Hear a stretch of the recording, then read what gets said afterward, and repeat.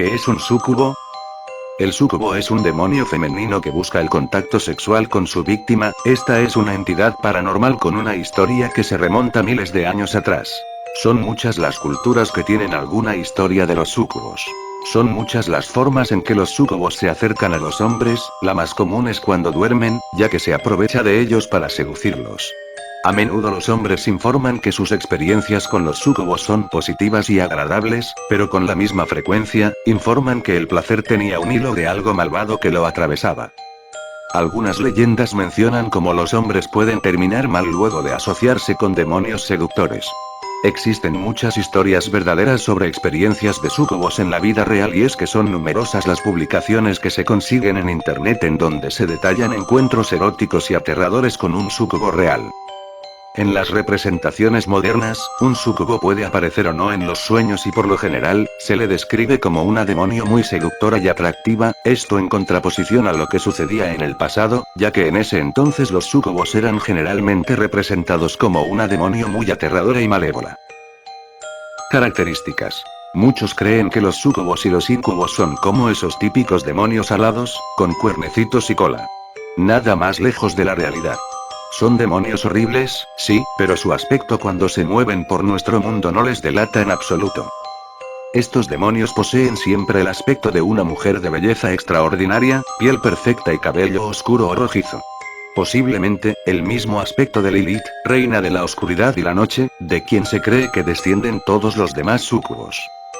Se esconden tras esta atractiva fachada para conseguir atraer y tentar a los mortales que se cruzan en su camino.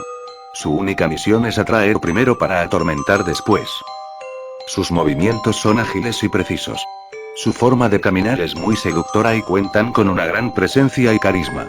Ese tipo de carisma que fascina y casi deja hipnotizado a su interlocutor, aunque un espectador avispado podría saber que se trata de un demonio por ese destello en su mirada de oscuro y enfermizo deseo.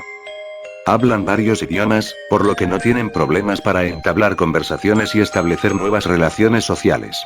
Podrían considerarse la compañía ideal si no fuese porque, en ocasiones, se dejan llevar y sacan su lado más lascivo. Los demonios súcubos no necesitan mostrarse agresivos y, además, rehúyen los conflictos. Prefieren usar su capacidad de persuasión y don de gentes para conseguir sus propósitos. Además, en caso de necesidad, no dudarán en adoptar el papel de víctima o de damisela en apuros. Incluso pueden enredar y poner a unos en contra de otros por simple diversión. Una vez tienen elegido al mortal procuran alejarse con él de la multitud, y entonces usan su capacidad de sugestión, muy parecida a la de los vampiros, para hacerle creer prácticamente cualquier cosa que deseen. Cuando la víctima entra en ese estado hipnótico pasa a ser atacada por el súcubo, que consume la energía de la víctima mientras mantienen relaciones sexuales. Estos demonios se nutren de la energía vital del mortal, energía que también les permite mantener ese aspecto joven y encantador. Tras el estado de inconsciencia, las víctimas pasan a un sueño profundo del que suelen despertar agotadas, deprimidas y con la sensación de haber vivido una horrible pesadilla, aunque si el súcubo se excede extrayendo energía es posible que no consigan despertar y acaben muriendo. Algo que divierte mucho a estos demonios súcubos es atacar a hombres virtuosos o que han hecho voto de castidad. Les encanta atormentarlos al despertar del sueño con recuerdos de orgías y perversiones que los hacen sentir muy avergonzados. Aunque no es habitual, en ciertas ocasiones los súcubos muestran su verdadero aspecto mientras mantienen relaciones con sus víctimas. Los ojos de serpiente, los colmillos, las alas de murciélago y la cola son un extra de martirio del que disfrutan cuando su víctima no les gusta especialmente. Las súcubos en la historia. A lo largo de la historia de magia y de diversas leyendas han surgido varios nombres de súcubos como Abrael, Lilith, Rusalka, Florina, Basordiel o Luxi. El demonólogo Nicolás Remy describió a Abrael en su obra de Monolatría 1581, asegurando que siempre tomaba la forma de una mujer alta y de delicadas sienes. La misma Abrael habría intimado con un pastor llamado Pierrot en una aldea a orillas del río Mosela, a cambio de la vida del hijo de este. Remy agregó en esta misma obra que los demonios, y por tanto las súcubos, eran incapaces de amar, pero podían tener sexo y hasta vivir en un estado de lujuria permanente, siendo para ellos el sexo un instrumento de humillación y sometimiento completamente desligado del amor y la ternura. El eminente teólogo Tomás de Aquino, en el siglo XIII, creía por su parte que los demonios eran incapaces de sentir deseo sexual y por tanto lujuria.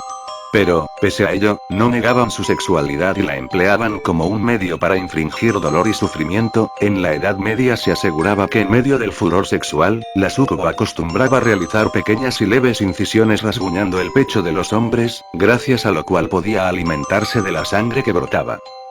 El francés Pierre de Rostegny, 1553-1631, postuló que los demonios, ya fueran súcubos o íncubos, preferían tener sexo con hombres casados o mujeres casadas, ya que a modo añadían al pecado de la lujuria el pecado del adulterio.